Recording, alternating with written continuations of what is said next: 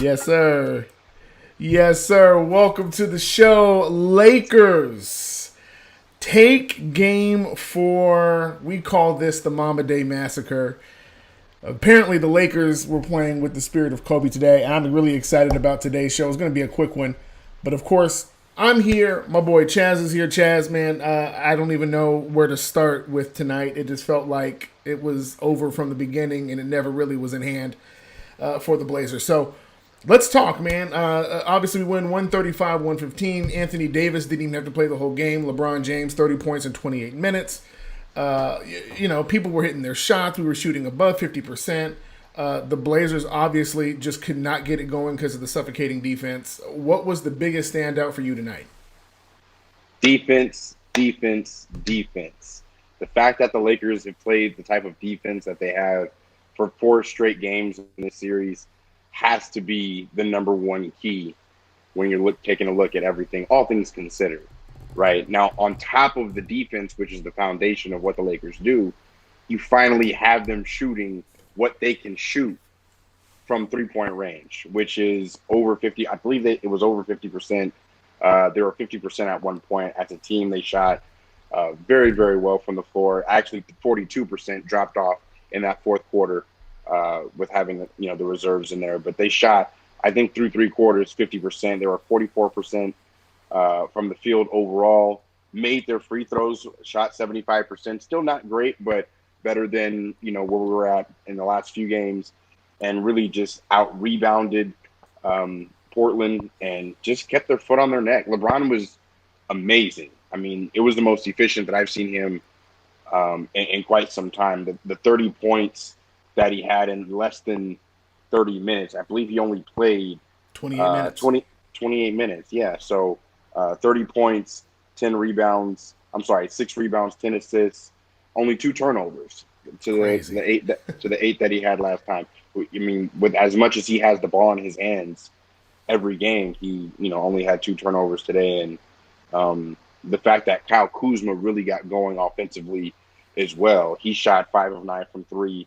Played only 22 minutes, but was 50% from the field overall. And Dwight Howard has just been a huge plus for us. I mean, I keep saying this every show, but imagine if he didn't come to the bubble along with Avery Bradley. Wow. So, Wow.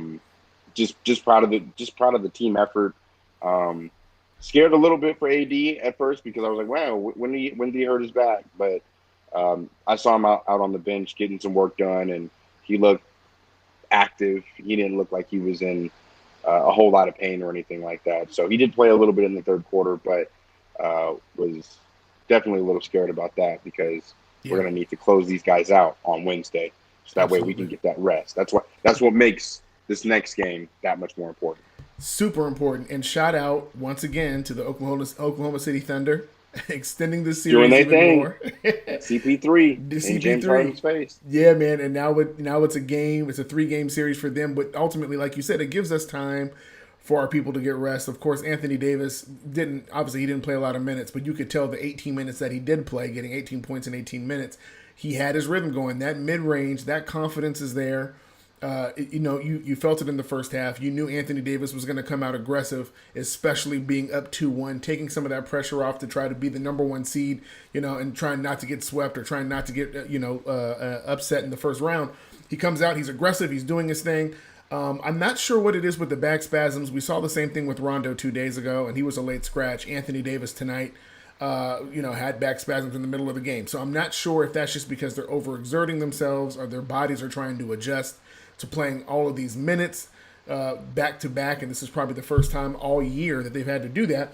But I'm sure he's going to be fine. I think he's going to be good. The goal, I think, will be the next game. Yeah, I think next game the goal, get him in there, let him do the same thing, same exact formula, and essentially get the big lead, get them out, and then let some of those reserves take those minutes. And tonight, everybody scored except for Jared Dudley. And we already know Jared Dudley can get his points whenever he wants. Jared only played 7 minutes, but and him being a 3-point specialist, you know he could score if he wanted to. But every other single player on the roster scored tonight, and that is a good sign for a playoff team in the first round, getting ready to go into the second round.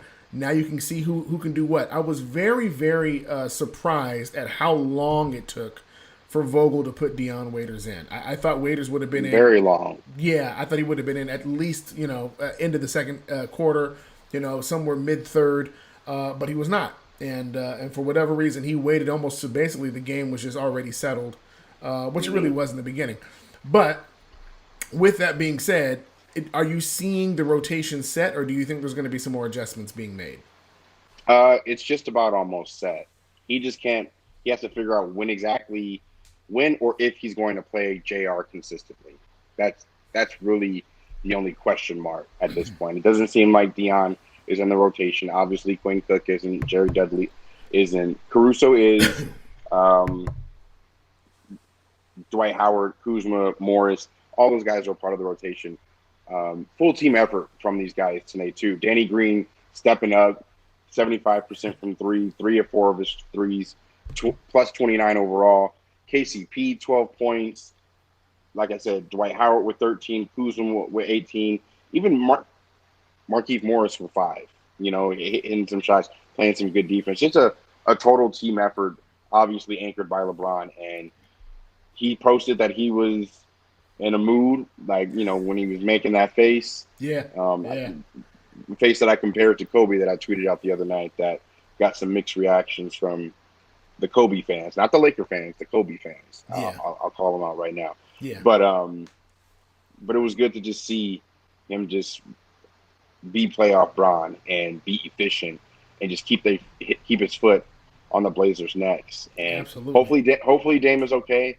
I'll be honest, I wouldn't be surprised if it was a meniscus issue or an ACL issue, just by the way that his knee contorted when he jumped or when he landed. I think it was when he was driving to the basket. The defense has just swallowed those guys up. CJ, Dame, Simons, Trent Jr., all of them. I mean, just the defense was off the charts tonight. And even though they still scored 115 points through 3 quarters, I believe they had only scored, only 90, maybe even less than that. So very proud of our defense and very proud of the team effort that we were able to expose tonight. Absolutely. Lillard and McCollum both played significant minutes, 27 and 33 minutes, and they only scored 11 and 18. Carmelo really was more of the force tonight, 29 minutes and 16 points. But they might have set a record tonight for the most technicals called on a team. I could not explain. Yeah, that was a lot of text. That was a lot of text, and I think it shows how frustrating it is for a lot of teams who are used to getting the offensive benefit of the doubt when it comes to refereeing until you get to the playoffs. In the playoffs, they don't referee the same, and so they were there fighting in the bubble, fighting through the seeding games, fighting through the play-in game. They were getting a lot of calls, but obviously tonight it was much more the Lakers' way. It was almost like what happened the last game. We were at the line so much. It felt like, And what's funny is that they actually were shot more free throw shots than we did. But we didn't shoot great tonight. Only 20 of 30 from the free throw line, but it didn't matter at all. At the end of the day, the Lakers were just hitting too many mid-range shots, too much from 3. Defense was too suffocating. And so free throws, once again, really wasn't a factor. You don't want to see your free throws below 70%, but it is what it is. And what about that 80-point half that we almost saw? 81. Had AD hit that tech shot, it would have been 81. I thought it was going to be 81, but either way, Kobe was with us. Score was 24-8, obviously, and the Lakers were up by 24 points in the first half on 2 different occasions. Kobe had his imprints all on this game. I loved it.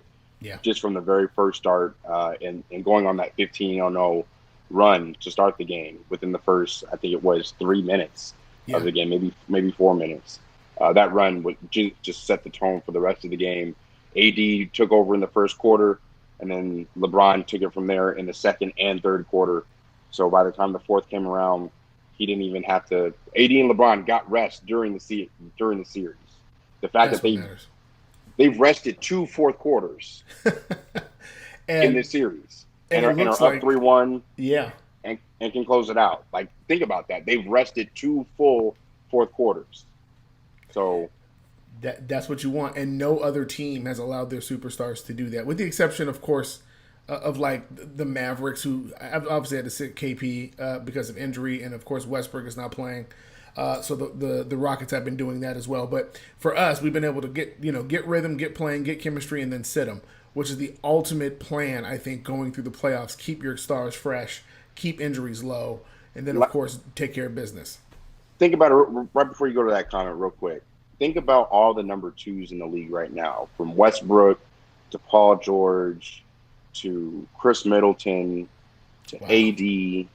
I mean, AD is really the only one that's stepping up like that in the playoffs. Paul George isn't doing anything. Unfortunately, Westbrook is hurt. Yeah. KP, he was doing some things in the beginning of that series, but if his knee isn't right or if it's sore or whatever the case is, and then you got, Chris Middleton, so maybe had a better game, but overall isn't a number two like AD is. AD is just kind of separating himself from the pack, and he's no longer a number two. He can become a number one option. It's just a matter of him having that mentality overall. So just Yeah. wanted to point that out Yeah. as well. And we're used to it. I'm about to jump into the comments right now, but we're used to dynamic duos like Kobe, Shaq, Magic, Kareem. Like, we're used to a big, and of course a guard coming in there doing. And of course, LeBron James plays forward, but he plays as a guard.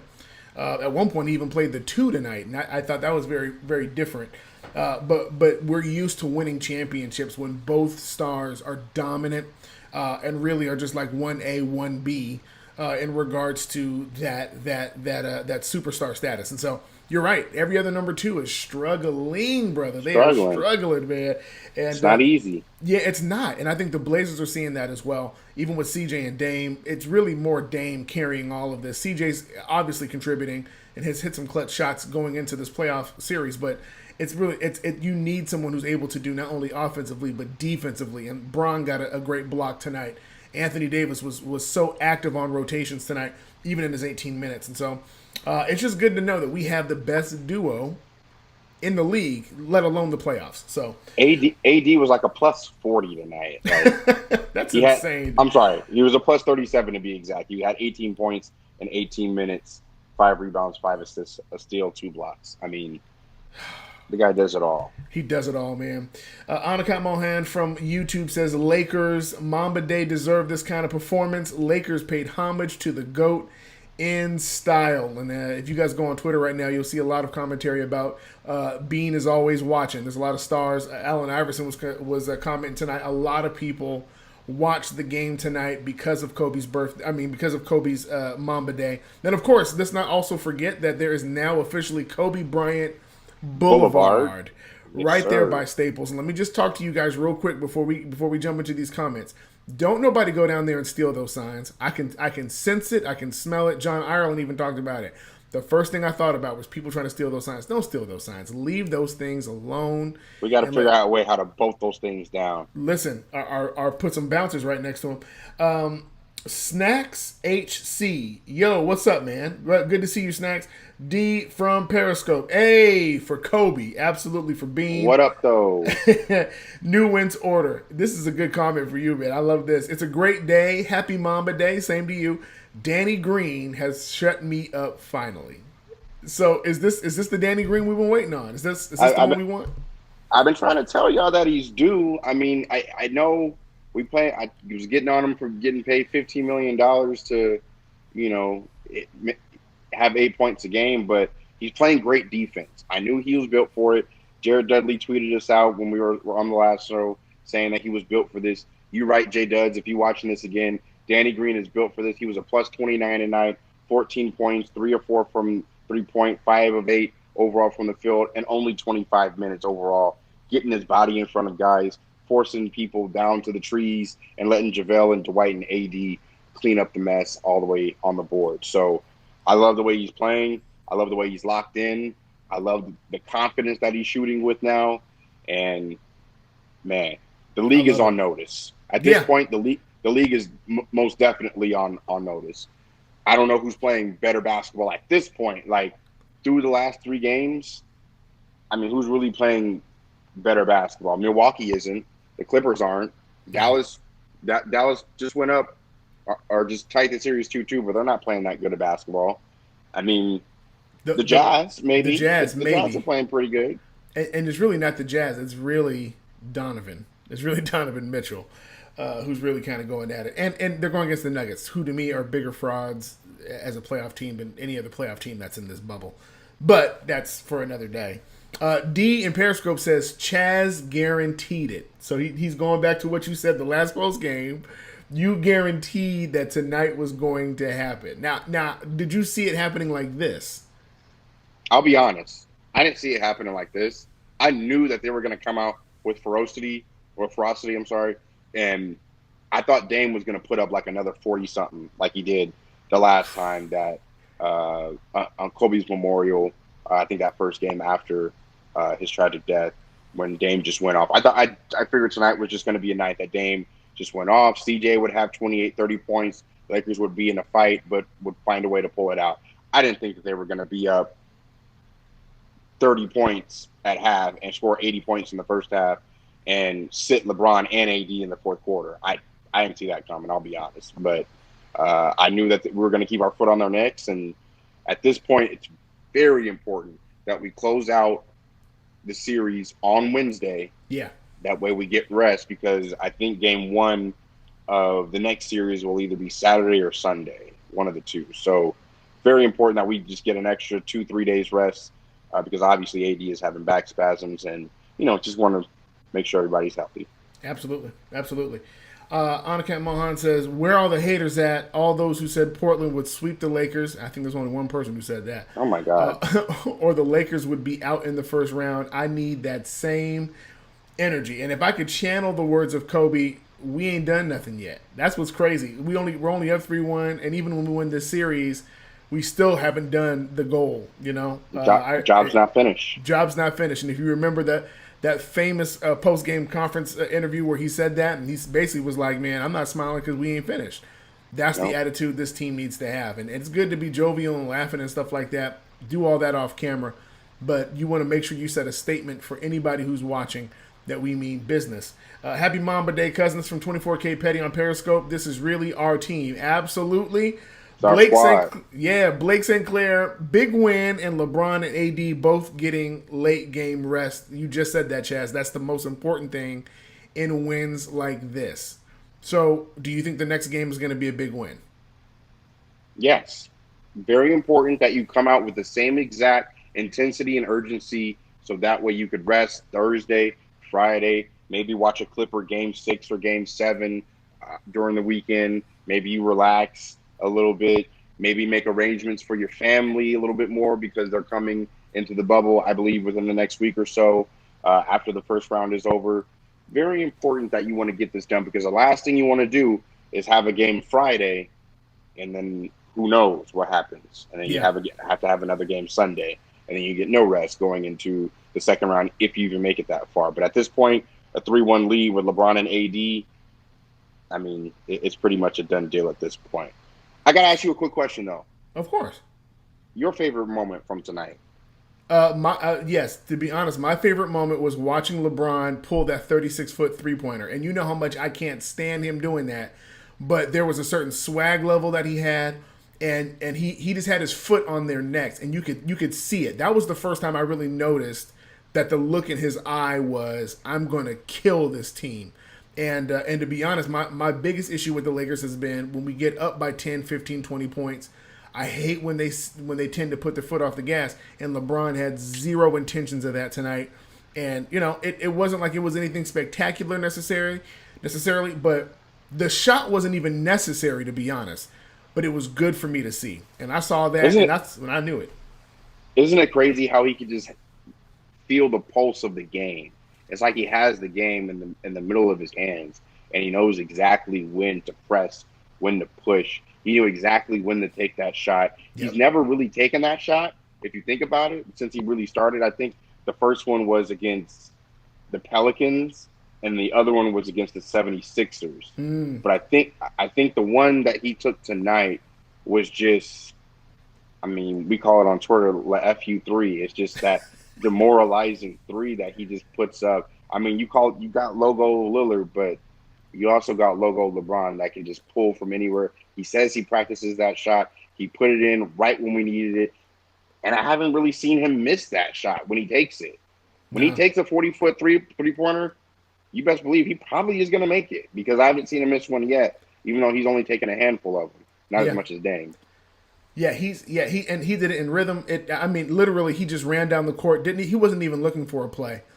He knew what he was going to do the minute he crossed half court. And you're right. Like when he sets his mind to that, it's game over, bro. And what I loved is as they were going to commercial break, you see JaVale going over to the logo and doing that thing that him and AD used to do where they point to the spot where he shot from. I love it. I love seeing that. Yeah. That's the level of dog swagger that I need Yeah. because that's very taunting, right? And I said this after game one. I said when Nurkic pointed to that camera and did whatever he did to that camera, I said that was going to be the last time. That was it. It's the last time. That's it. Yeah, so this last time you got Dame dancing. I got the Bay Area anthem. Nah. We're gonna give you the FU threes. We're gonna give you this reverse. Yep. We're gonna give you this 3-1 deficit.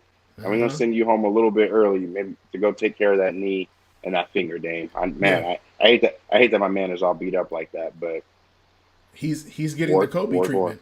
He's getting the Kobe treatment, man. Somebody posted a video.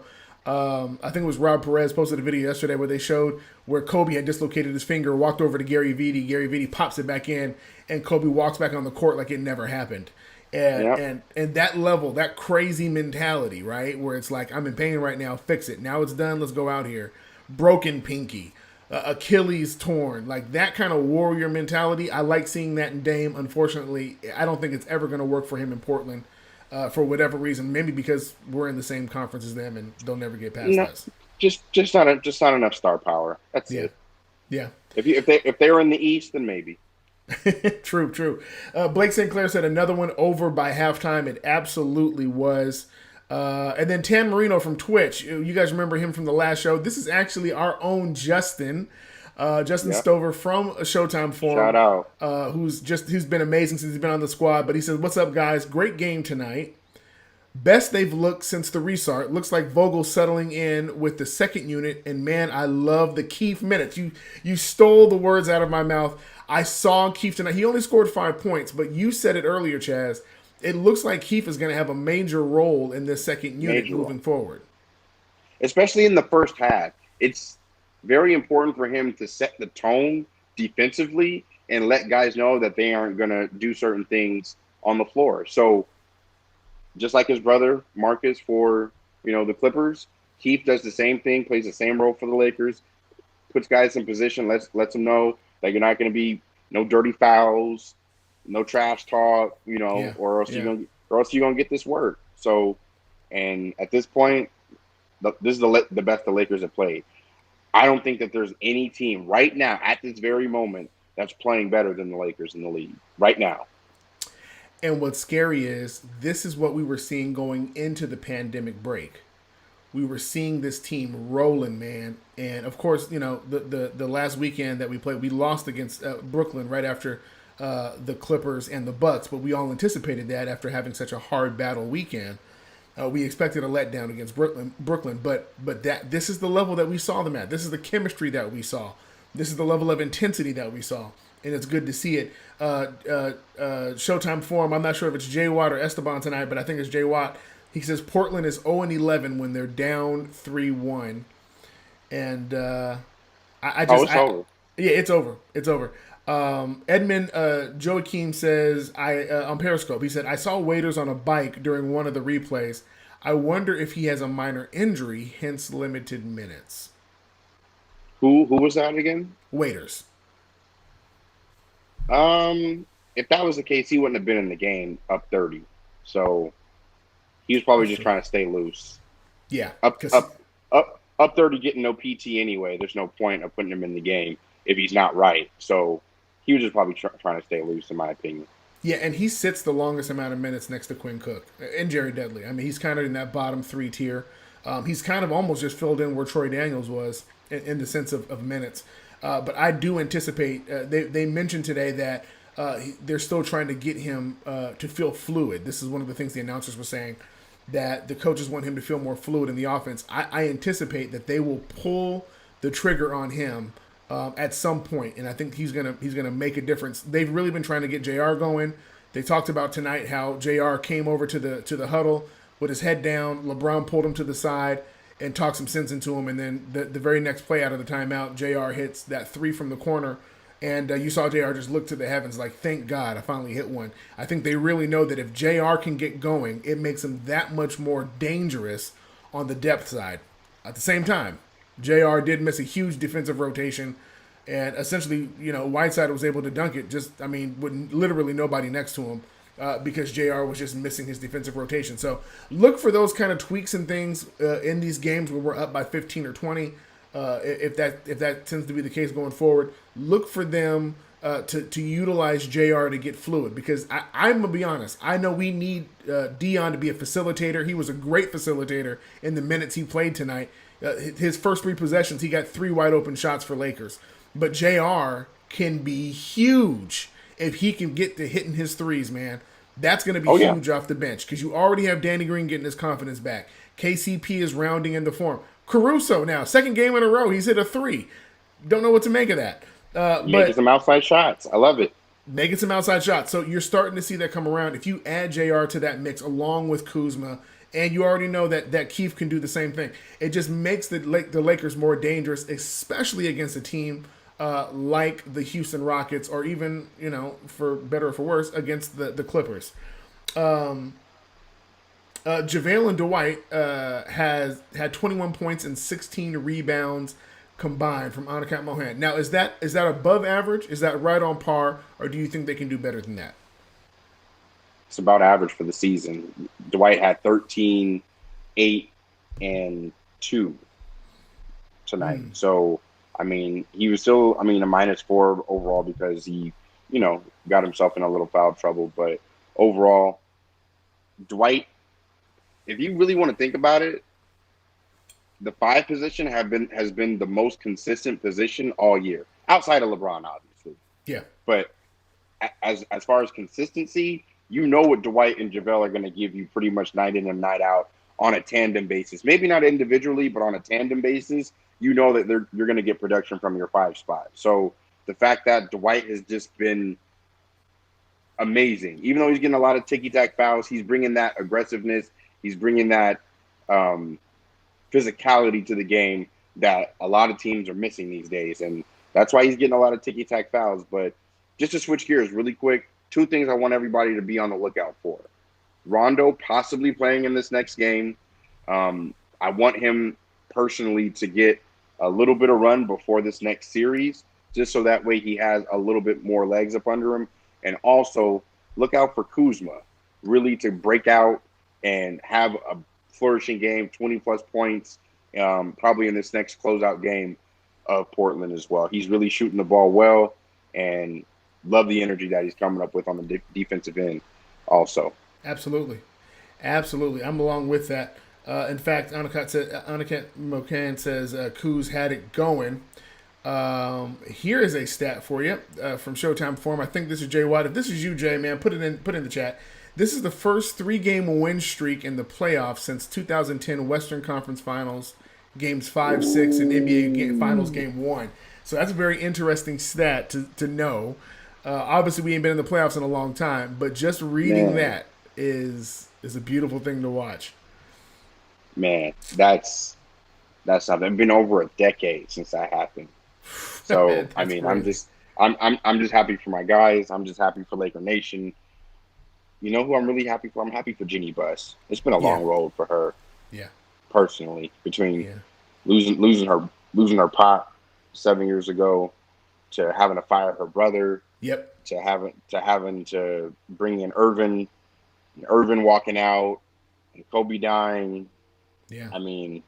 It's been a long road for her. So, just thoughts and prayers out to our governor, our owner. Absolutely. Jeannie Buss and the Buss family, no doubt. And I love the way the Lakers have handled just about every shift of momentum culturally, they've been very active when it comes to social justice.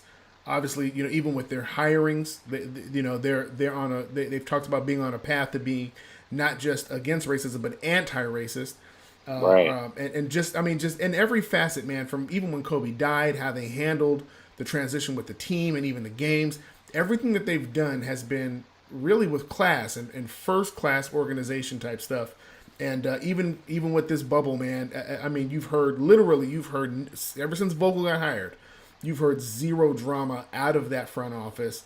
And Jeannie Buss has a lot to do with that because she stayed even keel, like you said. And that's a lot, man, to lose your dad, to lose someone who's like a brother, and then have someone who's like a big brother walk out on you. And it's just, that's a lot to deal with. And for her to handle that with the grace that she did, just lets us know we have one of the best owners in the league. And if you don't believe that, just look at the Knicks. We'll throw that out there. So there seems to be two different varying opinions here that are happening in the chat right now. There's a guy named Gary, and then of course there's Edgar. Gary goes, "How does Rondo fit in this team? We're playing so well at the moment." Edgar says, "You don't fit him. It's too late. You don't need him if the team is playing like this." Thoughts? No, sir. Oh man! You put Rondo in with the second unit, so that way you get better, easy looks for AD in the second quarter when LeBron is out. Yeah, that's what you do. Or even towards the end of the first. It's that role that Deion Waiters was supposed to play as just another playmaker coming off the bench. But obviously Vogel doesn't trust him either defensively or just overall. I'm not sure exactly what it is. That's probably, if I had to bet the house on it, it would probably be that. But you got to have Rondo in there to be able to man the second unit, get easy looks for KCP, Caruso, even Kuzma, lobs to Dwight. It's just flow and fluidity of the game. The game is so based on rhythm and just movement. So just having that movement, I know he's still going to gamble. Or I know our defensive rating is probably going to increase or as a result go down, but I don't care. Just what he brings on an intangible basis to the team. Just the fact that he's going to be in a uniform, even if he doesn't play. The fact that he's in uniform with the possibility to play, I'm really looking forward to him possibly getting on the floor Wednesday, if not game one of the second round. Because in my mind, I said Lakers in 5 before this series started, before Portland even won game one. I gave Dame 1 game. He got his 1. Lakers in 5 on Wednesday. Now we're getting that rest, baby. There it is. Keep saying it over and over. It's going to go that way. Yeah, man. And I'm hoping, that we had a sizable lead, and if Rondo's available, he can kind of get some time, man, get his legs underneath him, tomorrow. Because once again, once we win, it's not tomorrow, but Wednesday, or once we win, we're going to have a little bit of more time off. And I'd like to see him start to get his rhythm going, or at least be able to kind of feel the game again. Because he hasn't played with this squad really at all, to be honest, outside of I think practices before the scrimmage and before he hurt his hand. And he's been getting some reps, during practice while they've been in the bubble, but it's not the same. It's not the same as game time. And you're right, he adds too much to this team. And you're always going to have a give and a take with every single player. LeBron is extremely dominant. He's going to struggle at the free throw line. The AD is extremely dominant, but he also can have the tendency to turn it off at certain times. Everybody has a plus and a minus, and they have pros and cons. And Rondo just has such an incredible amount of pros in the playoffs. Let's not forget, this is not the first time this man has been here, and he has been proven to get things done. Obviously he did a number on the Blazers last time him and AD went up against the Blazers and swept them. And so he knows how to play basketball, and we haven't seen playoff Rondo. So I know a lot of people are kind of sitting back going, I don't think he's going to be able to fit. But really, in your guard rotation running point, if it's not LeBron, it's going to be Caruso. So it's not, Deion's not getting any shine, and nobody else is really playing point like that. So you need to have another facilitator. But to be honest, the way Bron is playing right now, man, I don't know how many minutes Rondo gonna get, but Bron is in a zone. I just hope he 12, 15. Yeah, 12, which is all 15. you need. Which is all you need, man. Here's an interesting stat. I don't know if you saw it today. But today was a I guess you want to say a milestone day or an anniversary date. And For you? no, well, it is my anniversary today, but no, it was up a little bit bigger. Oh, okay. Back this was when Kobe, with Jason Kidd and Carmelo were on the Dream Team, and they Oh, won the gold and medal. LeBron, right? And LeBron, and they won the On the gold medal. Redeem Team 08 Oh or wait, 12? 2008. Yeah, August oh 24th. eight. Yeah. On Kobe's birthday, and they showed a picture of Jason Kidd, Carmelo, LeBron, and Kobe. And Kobe was the only one who was not present that night in the building. But you definitely felt his spirit on his birthday, man. And Miss my dog, man. Miss my dog. I miss him, man. Anakat says, "Can the Lakers make these black Mamba jerseys permanent?"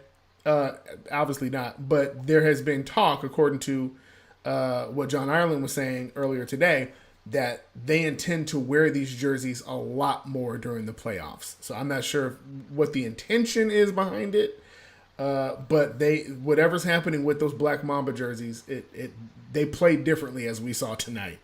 They're always going to have them, I think. Yeah. They're always going to be like in the stash. So like maybe on the anniversary, every January 26th, you pull it out. Yep. Maybe maybe every 2/24 you pull it out. Yep. There's just certain days that you can pull it out. Maybe like a Christmas game, like you could pull it out. So I think they're forever going to be a part of the Lakers culture because they're just such an iconic jersey. Yeah. For one, and the fact that the Lakers are doing what they're doing in these jerseys.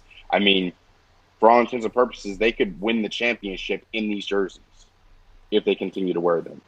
How Imagine crazy would that be to be wearing black Mamba jerseys with the number 2 GG patch, and you win the championship while in you that jersey? while you host the trophy. I predicted a lot of things, but that's something that I'm gonna cry anyway if the Lakers win a championship. But if LeBron is wearing a Kobe jersey with 23 and a GG patch over him while he's holding MVP trophy and that Larry O.B. Bro, I'm just telling you right now, if we end up winning, I already have my Southwest credits lined up. I have $1,000 in Southwest credits. I will be in LA that night sleeping on the street if we end up winning. I'm hopping on a plane. Jonathan Watson says this from Showtime on at halftime. They discussed Danny Green. Is he a 3-and-D player or not 3-and-D? I think we've kind of already shown that he's a 3-and-D player. For sure. I think the difference is you want to kind of put him more into the Trevor Ariza mold. Is the way you want to kind of think of it. Obviously not as athletic because he's older, played a lot more minutes than Trevor did when he was with us on the Lakers. But that's kind of his role. And his three is starting to hit more consistently now, so we like that. And if I'm not mistaken, I believe he has a top 10 individual defensive rating in the bubble or in the playoffs so far. I saw something like that. He's rated. I think 5 out of the 10 players were Laker players, to be honest. Yeah. So, our defensive efficiency is insane right now, and I know it sounds crazy because you're like, wait, you guys let him score 115 points. But the truth is that this game, the 115, most of those points towards in the fourth quarter were throwaway buckets. We weren't even really playing real basketball. I was surprised I didn't see Custis out there playing in those last few minutes. But here we go. D Million from Periscope says Bron is the MVP of the league. Giannis ain't got no skill as compared to Bron. Dude is 35 years old. Year 17.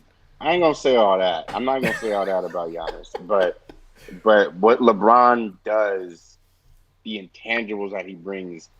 Kenny's pictures on TNT, he broke down how many things LeBron James can do in just one play.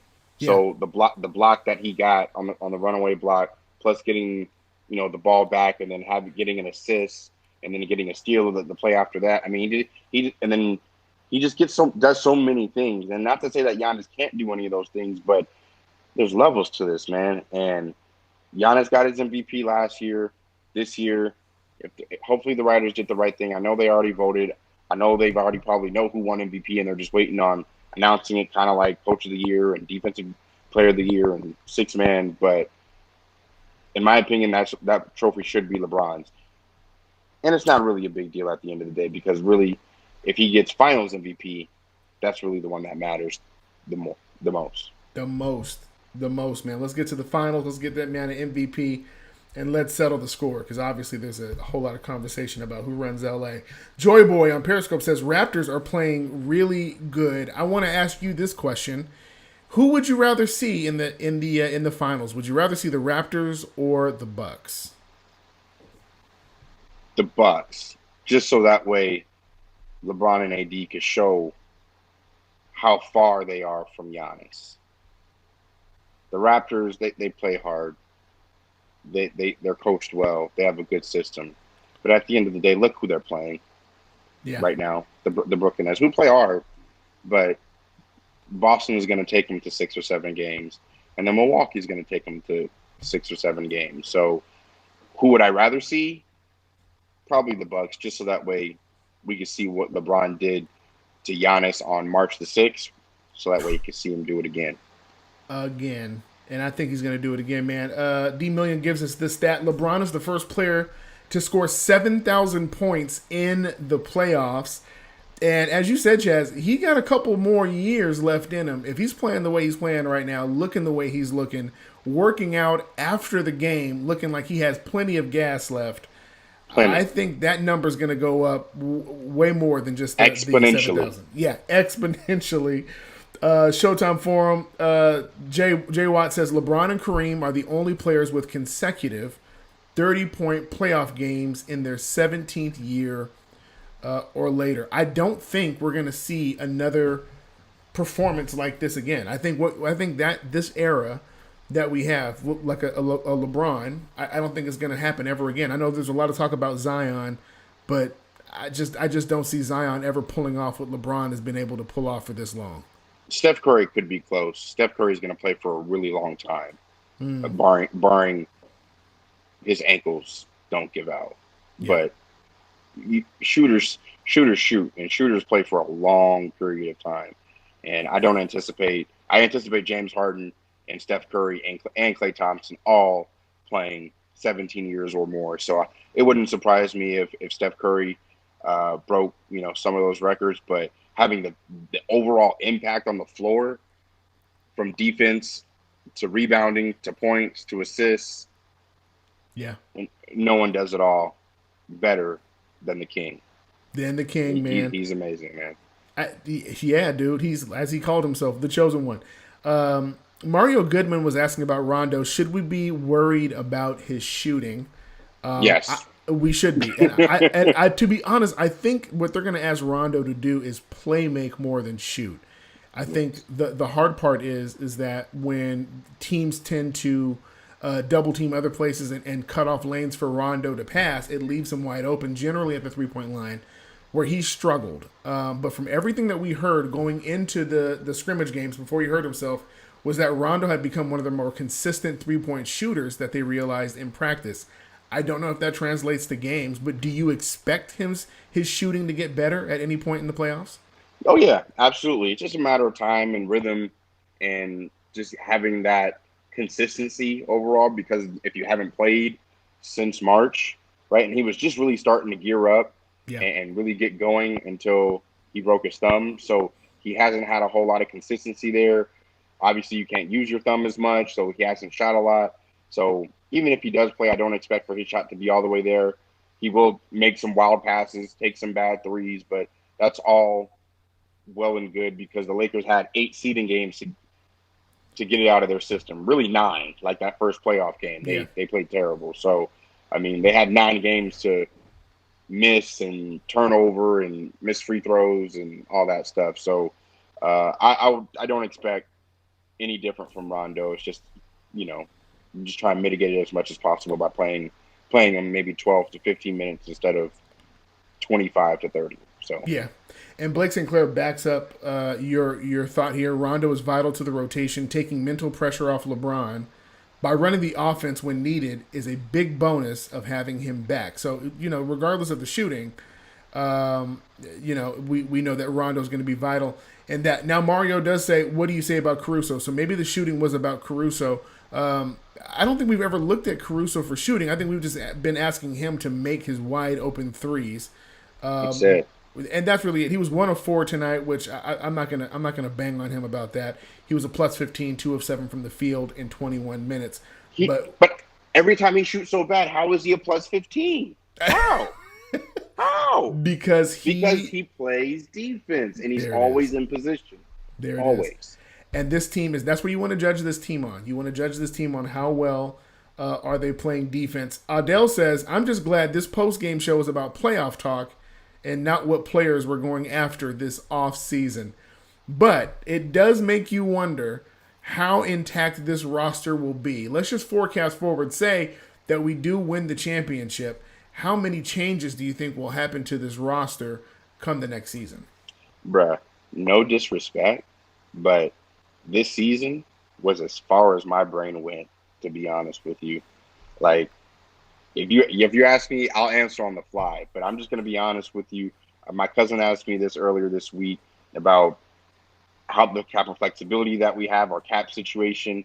I can't even really tell you that right now because I haven't sat down to go through it because I've just been so focused on bringing a chip number 17 to LA this year. But I will say we do have a lot of flexibility, a lot of 1 year deals. I do believe Avery Bradley has a player option to opt in on the second. I would imagine he wants to stay in LA. Danny Green has a 2nd-year option, player option to opt in. Rondo too, and I think that's about it.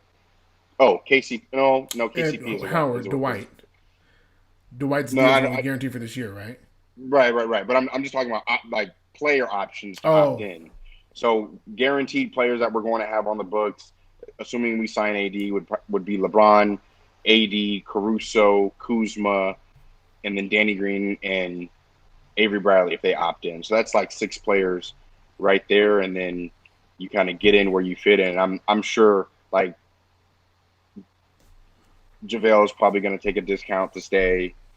Rondo, he might actually have a player option for 2 years as well, so he might be on the squad. Like JR, Dwight, maybe even Boogie Cousins if JaVale or Dwight don't resign. A lot of flexibility. Then you have shooters that you could go after and really target if you really want to. yeah. But I think a lot of this roster will stay intact because the bond that's been created and formed with these players just goes without saying. It's out of this world. So the chemistry has driven us and gotten us to this point. And if we do bring home the trophy, it'll be a large part of the reason as to why we brought it home as well, especially with LeBron's leadership. So Yeah. Anakat says Rondo, McGee, and KCP have player options. So, and we'll see. Rondo, KCP, and JaVale. And JaVale. JaVale has a player option for next year. I wouldn't doubt it, but I don't know. I haven't like you. I haven't even looked at Damn. the contracts. Yeah, It just made me look at I haven't even looked. My brain, literally all the movement that we've done since drafting Brandon Ingram. Even going back to Brandon Ingram. No, even all the way going back to Julius Randle in 2014. Wow. From all those moves to Ingram to Zubac to D'Angelo Russell to Clarkson to Larry Nance. I mean, all those guys have been on my mind because of without those guys, we wouldn't have been able to make it to where we are now. Not to Yeah. say that those guys shined a light onto what makes this time right now so good for us. Like basking in a little bit. It's been 7 years since we've even had this feeling if you're a true Laker fan. So take some time to soak it in. 13, I believe there's 13 wins left. Yeah. 13 wins left that we need, right? So 3 more, 13 to go. Let's go get it. In a walk-off interview, this is from Mike Trudell, Lakers reporter on Twitter. Anthony Davis said his back is fine and he's 100% going to be ready to play in Game 5. He said the coaching staff and training staff were being extra careful considering the big lead. So that's good to know Considering we was whooping them boys by almost 40. Yeah, and Mike Trudeau brings this up as well. He says Lakers had 25 fast break points, were the most by any teams in the playoff since 25 on June 8th, 2001 versus Phoenix. And their 56.3% field goals is the highest since 57.7 on May 19th, 2010 versus Phoenix. So that's clear that tonight was a very different night. So I just love like LeBron's demeanor in the third quarter, up almost 40 points, was the same as it was the other night when they were only up by 10. You know, He just had that demeanor, had that aggression. He had that mood, foot on their neck. Yep. Let's go get it on Wednesday and get this rest.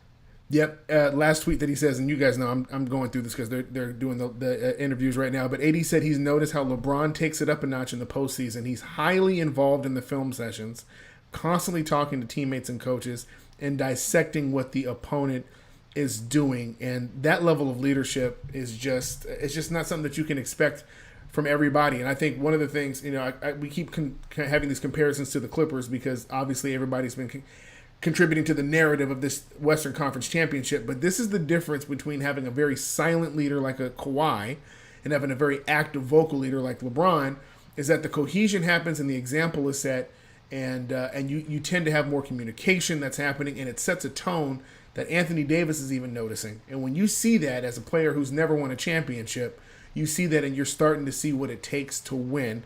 With that being said, Kawhi has never talked, and he's already won a few championships, but obviously, in this bubble, it is benefiting us way more. If Anthony Davis ever wins a championship without LeBron, it'll be because partly of the last few months that he's gone through in this bubble with LeBron. Absolutely. I have no doubt about that. And I really can't wait to see what this guy does once he gains this experience and this knowledge going forward. So, with that being said, man, I've had a blast tonight. I'm super excited about Game 5, knowing that AD is good. No word on Rondo yet. Obviously, LeBron is not even in full peak form yet, but we're seeing him ascend at a rate that we haven't seen all season. This man is ready to win a ring for Bean, and I hate the idea of any other team having to look at our team and see LeBron and AD performing the way they are, and knowing that at some point they're going to have to run into them and beat them. Because AD got that stroke going. Pause. AD got that stroke going on right now. He is swishing. He's giving guys step backs. He's got it going on. LeBron's got it going on.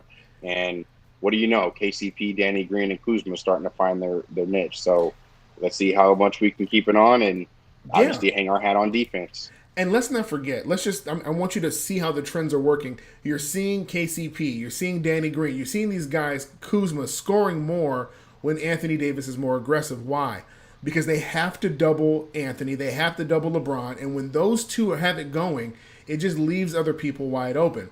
And what's been the benefit for us is that Anthony Davis has been automatic from the mid-range, which means that leaves the inside wide open. That means you can't sag off of him. We saw that the last game where Caruso had 3 back-to-back assists to Anthony Davis at the elbow because they kept sagging off, waiting for AD to go in. And here's what's even greater about that. AD lives at the free throw line because once you decide to go out to him on the elbow, the man has guard skills and get right by you, and you end up fouling on the recover, and then he ends up becoming an 85, 87% free throw shooter. And there's no way to match up with him. I don't care what team it is, you cannot match up with AD. And we ain't even talking about LeBron. We're not just yet. AD. So yeah.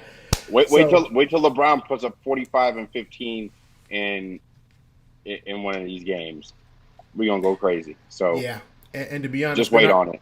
And Twitter's going to go straight on fire, man. So, Bonk. Listen, do the normal thing that we tell you guys to do all the time, man. Get into the DMs of these players. Hit them with the spirit bombs. All positivity, no negativity. Let them know how much you appreciate them being a part of the Laker family. Once again, reminding them that we're with them even while they're isolated. They can't see us. They can't be around the normal environment of Staples Center, but we can bring Staples Center to them. So just let them know. Cheer them on, man. Keep the positive vibes going, and then Wednesday we're going to close this thing out, and for the first time and I don't know how long, but it'll be the first time that we have won a playoff series, and we did it in one of the worst circumstances you could possibly have, and that whole circumstance is called the year 2020.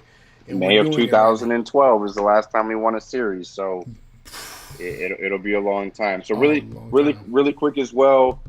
Happy Mamba Day! I got my Mamba merch. Go to Can't Beat LA.